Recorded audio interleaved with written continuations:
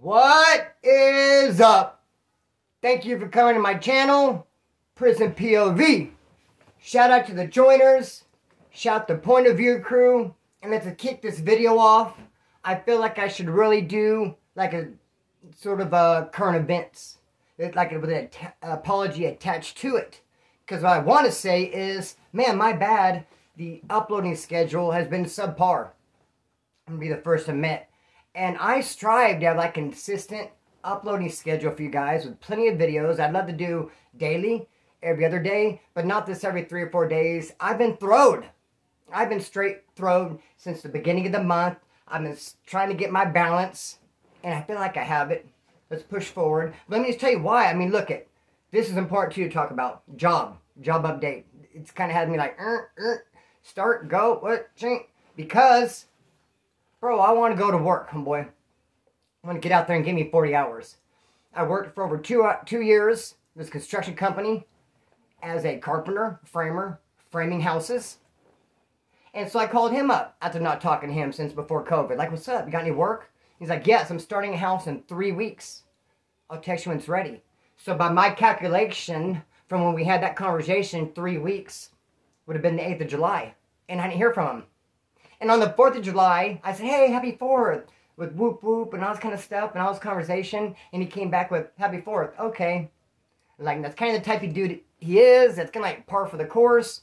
And I've done a bunch of houses with him. And I know, you know, if he thought it was going to be ready in 3 weeks, sometimes they're not. The concrete dudes aren't ready. The permanents aren't ready. He's not the type to call me up, hey, Kris, it's on pause a little while longer. He's just going to leave me in straight up limbo. So it's kind of like, do I go to work? Am I not going to work? What's going on? This kind of had me on some start, stop. Like, what's with the beeswax? And also, I feel like I'm selling myself short going to work with him in the first place. I'm starting to put some thought into it because I'm not using my degree. I went to school for 9 months to get an electrical technician degree, and I want to use it. I want to be in the electrician field, not carpenter framing. That's going backwards. If it's not going backwards, it's certainly not going forward. But it's cop out on my end because it was easy. Because I kind of have like a little fear of rejection. Going out and put applications in. You know, I get told no a lot. And I have. Even the Career Service Center attached to my school sent me on a couple of things. And I contacted the people. It didn't work out. And it's like snarf, snarf. And sometimes I'm embarrassed to show up at a spot, put application in with these tattoos. I don't know how they're going to take it. So it's just easy to call no boss. Hey, what's up? What you got going on? I don't know. Maybe it's a reason it hasn't kicked off yet. So I'm keeping lots of options open. Homeboy Kenny from San Diego, shout out to Dago, gave me a good little lead. A lot of other people have. Let's explore that. And shout out to homeboy, shot me some boots. A good dude, man. It was a little bit of a hiccup. And, bro, gonna go get those. Good looking out to the fullest. So, also, I'm in a long distance relationship. I'm gonna have to bring it up. You guys know that. Green-eyed Gemini. There's a lot of pros, man, to a long distance relationship. I really like it. And there's one con that I kind of think of, and it's what I'm dealing with. So I'm gonna have to try to get over. And that's, I've told you guys before, and you know, you're aware of it because I show you the pictures. Once a month, I leave town, her and I hook up. We have a weekend. We go do this, we go do that. Whatever the case may be. And I notice that after those weekends, when I come back home and we separate, after spending 3 days together, that I'm kind of like, I'm in a weird zone. I'm in a parallel universe. It takes me a while to like snap out of it. Going from like being with my girl and hanging out and having a bomb time and just, yeah, awesome. And then, oops, back home, over here like, it leaves me like, huh? So, I snap out of that, though, and I'll be dealing with that, and that's to be expected.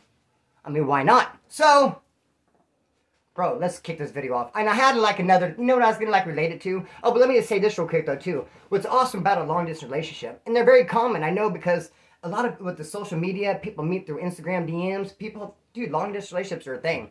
And let me tell you, this was cool about them, especially if you only see each other once a month. So you go maybe 3, 4, 5 weeks without seeing each other. When you do see each other, it's like seeing each other for the first time all over again. It's pretty rad. It's a pretty cool experience. And I want to say this, that like, trip on this, like when you go to prison, you know the best thing about prison is getting out. There's wisdom, huh? Like you see the new Prison POV video yet? No, what's Splinter say? Like what's cool about prison is getting out? Wow, there's wisdom. Duh, he laid it on us, huh? So cool, good thing about prison is getting out. Like, duh! But when I'm saying those, no, I mean, it's really cool. Like, you should almost, I'd even consider, like, going in for 60 days just to get that feeling of, hey, what it feels like to get out. It's an awesome feeling to get out. Like, bam. Where'd that come from? But I want to hit you with that. It feels good to get out of prison. So, just kick this off with the video, man. Look at this. You know what Pop-Tarts are? You know what a Pop-Tart is? It's a serial killer. You know what else is a serial killer? Is Dennis Nelson. Born November 23rd, 1945 in Scotland. And he was a straight up serial killer. 1979, 1980, 1981, he was just letting a rip. He had a gang of victims right there in 195 Melrose. And he lived by a bar. And what he'd do, he'd go to a bar and he'd be drinking and he'd get dudes back to his pad. Even straight guys, he wouldn't even have to lure them with sex, nothing like that. He would just say, hey, I got more alcohol at the spot. You know, the bar closes at 2, everyone look for a place to go. Come to my pad, I got a gang of beer. Get them drinking, they pass out, whatever, and bro, they become a victim. Stacked them up, racked them out, racked them up. I'm going somewhere with this story and with this video. This video is like 3 crazy stories. You're not going to, you know what I'm saying? Sound, this is like fake, but 100% real. These 3 stories are going to hit you with the crazy. Like this one I'm telling you right now. About this serial killer in Scotland who had a gang of victims that he would pull from this bar by his pad. But then one day, by his pad on his street, he sees a dude suffering from, what's the word I'm looking for? He is suffering from side effects to his epilepsy medication. The side effects. He took it and he was just like, you know, can you picture it? He's like leaned up into the thing. Maybe he's nauseous. He's dizzy. And here comes this straight creeper, bro, with victims galore. Hey, can I help you out? Takes dude up to his pad. And in a rare form of empathy, hope that's the right word, a rare form of just wanting to help somebody. I wish I could find a more fancier word. Dude, in a rare form of kindness from this dude who's a straight freaking sociopath, he calls an ambulance for him. He sees the dude struggling, takes him up to his pad, and calls an ambulance for the guy. Ambulance comes and saves him, takes him to the hospital. Like, wow, that's on the bottom of the deck. You had never seen that coming. Because he's taken tons of people up to his pad. They never leave. Man, he's a hunter. He's a straight apex predator. But this dude, he sees him struggling, takes him to the pad, calls an ambulance for him. But trip on this. The dude, though, he goes to the hospital, he recovers, and he gets out and he goes to the dude's house to thank him. He goes and knocks on the door and he said, hey man, thank you, dude. You helped me earlier. You brought me up to your pad and you called an ambulance and shit. I'm recovered, thank you. You know what he did? You know what Dennis Nelson did? Murked him, killed him right on the spot, took his wind. Oh, come on in. They helped you, did they? Maybe he didn't like the thought of just having a victim that was just not 100%. He didn't maybe feel it right taking somebody who was just incapacitated due to sickness. Maybe he wanted them to be able to fight back. I don't know, whatever the case. This fool came back to tell him thank you. And bro, never left that house. That was the last victim on 195 Melrose Zone. What happened is the owner of that house ended up wanting to renovate. So this dude, one of the physical, Dennis Nelson, moved to, hold up real quick, I got you. See, when you're telling these true crimes, you really got to come real with like the details. And I really had to add in that he moved to 23 Cranley Garden. An attic lot with no garden. Think of that. Wow. Because of the old 123 Melrose, whatever it was. Yeah. He had a garden. And that's where he put him at. So this one, no garden. And really kind of slowed his roll. And him getting busted because he ended up trying to flush everything out of drain. And the drain got clogged. And he called the apartment manager and threw a big old fit about his clogged drain. And there came like, well, there's bone in here. No wonder. And that's when he got caught. But the 23-year-old victim, the dude suffering from epilepsy. Let me back up a little bit. You know, Malcolm Barlow. Should have said that a long time ago. Should have been like 23-year-old Malcolm Barlow was suffering from the same. Dude, I did it ass backwards. But dude, imagine that, homeboy. He helps him out. And dude's off. And then he comes back to say thank you. And he gets caught. But not only that. This is recently. This is like last Friday. Wanda Palmer wakes up from a coma she'd been in for 2 years. And identifies her brother, Daniel Palmer, as the guy who put her in the coma. Imagine that. She wakes up. And even though she's suffering from brain damage, she's still able to communicate to law enforcement, hey, my brother's the one who did it. I'm surprised she can remember. I mean, I know of cases that people are in comas and they wake up and like, what happened? I don't know. I remember nothing. I remember there's this wife of a police officer who they found her with a bullet hole in her head in her closet that they're saying that the husband did. He's like, no, she did it, but the angle was off, blah, blah, blah, who did it? But she woke up from a coma like, they want to know, who did it? No one knows. So neither do I. Can't remember shit. But oh no. Amanda Palmer wakes up. Wanda. Good thing I looked, not Amanda. I would have been like mad at myself if I changed Wanda to Amanda. Wanda Palmer wakes up, knows exactly who did it, her brother. And she'd been in a coma for 2 years and they found her. She had hatchet injuries. Can you imagine hatchet? Dizham, bro. Hatchet? Damn, you gonna come in with a hatchet, are you? Like, I know you're mad and like I pissed you off, but damn, like a hatchet? So yikey, shnikey. And I wonder what he was like. Oh, Daniel, while she's in the coma. They're like, hey, have you heard about Wanda? He's like, no, why? What's up? Is she okay? Oh, yeah, just her birthday was yesterday. Oh, okay. And then like on Friday, hey, have you heard about Wanda? No, why? She came out of the coma. It's like, oh, really? Shit, is she talking? You know, for the whole 2 years she was in it, he was just like, wonder if she's going to wake up. If she does wake up, she's going to tell. And she did. Can't got that ass. Bro, don't do your sister like that. That's scandalous, homeboy. I got one brother and one sister. Me and my sister get along great. Love her. Me and my brother get along not so great. I still love him. That brotherly love. Be that as it may. So, and I just want to say this as far as family, man. I've been blamed for a lot of shit from my family, too. Lot of fucking stuff, man. I remember my grandma. I got blamed for this because I did it. I'll get into the stuff I didn't do, but let me tell you what I did do. My grandma had like some kind of birthday party, and it was at a real fancy restaurant. And there was a tree. It took like a tree, like a limb, a tree limb, had no leaves on it, and they like stuck it into a pot with some soil, and it was like this dead tree thing, but they had all kinds of envelopes tied to it. Money tree. So that was there on display for all to see, and like a grip of envelopes, and then they called on me, which I kind of feel bad. They let them down. They called on me to move it. I mean, I'm the wrong guy, or maybe I'm the right guy for the job. Yeah, sure, I'll move it from this room where everyone's at to this room where no one's at. Like, shit, don't put me in like a temptation, a bind of temptation. Kris, can you carry that way over there where no one is? The money tree? Yeah, so I carry it, and then I do take one of the envelopes.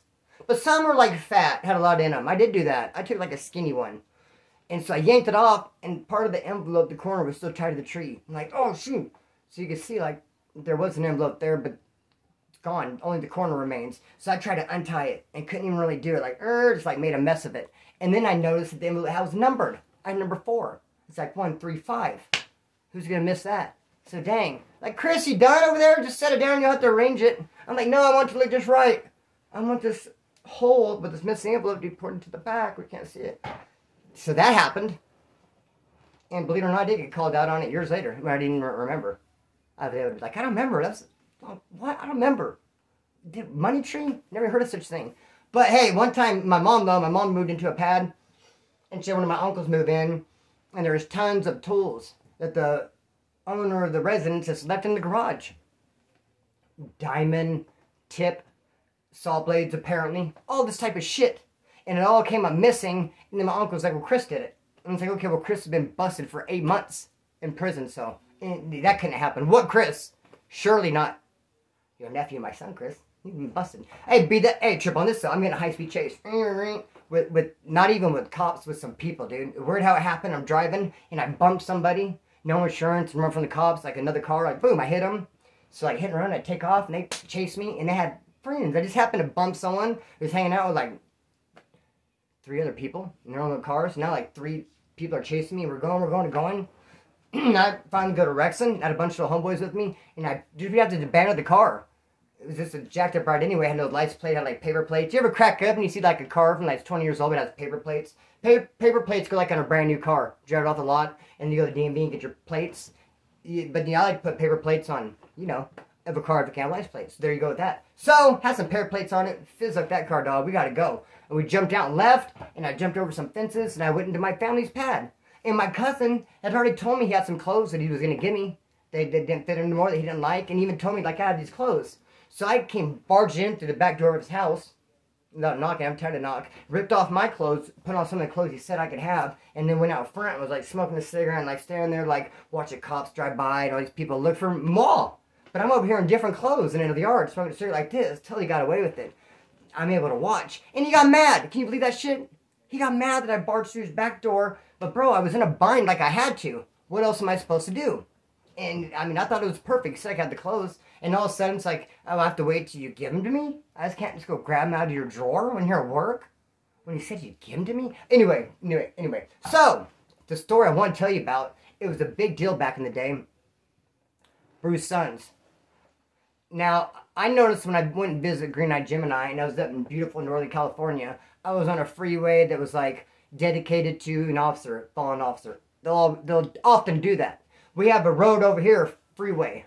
I'm not sure, I don't know what it is, but it's Richard Allen Maxwell, fallen officer, CHP, because he got shot and killed by Bruce's sons back in the day. Now, Bruce's sons is from Oildale. The sons are from Oildale. And I lived in Oildale for a while. When I was in 8th grade, I lived with my dad. And I went to junior high with a dude named Richie's sons.